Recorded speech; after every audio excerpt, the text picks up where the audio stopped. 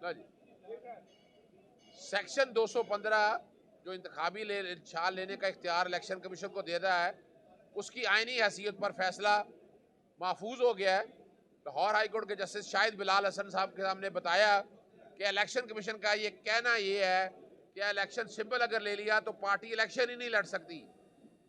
तो पार्टी अगर इलेक्शन ही लड़ सकती तो इसका मतलब है आर्टिकल 17 का खिलाफ वर्जी आ गई।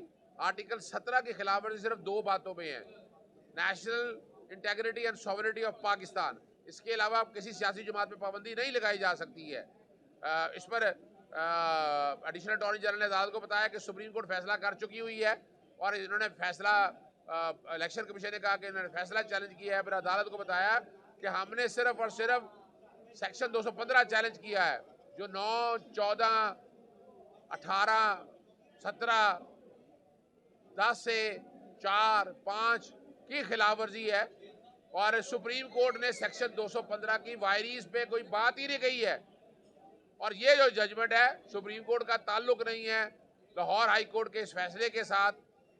एडिशनल अटॉर्नी जनरल का यही कहना था कि सुप्रीम कोर्ट ये फैसला कर बैठा है कि मामला सुप्रीम कोर्ट के सामने जाए। अदालत से गुजारिश की गई, इलेक्शन सर के ऊपर आगे हुए हैं, 8 फरवरी को इलेक्शन है। पाकिस्तान तहरीक इंसाफ बतौर पाकिस्तान तहरीक इंसाफ के पार्टी के तौर पर इलेक्शन लड़ना चाहती है, उसे लड़ने की इजाज़त दी जाए। ये इलेक्शन सिंबल के चक्कर में उसे ये हक जहाँ छीना जाए, अदालत ने यह फैसला महफूज कर लिया। सेक्शन 232 इलेक्शन एक्ट का जो नाअहली को 5 साल तक मुहीद करता है, उस केस की समाअत पहले जस्टिस आबिद हुसैन चट्टा साहब के पास हुई। बताया गया कि पार्लियामेंट का ये इख्तियार नहीं है कि आइन को वायलेट कर दे।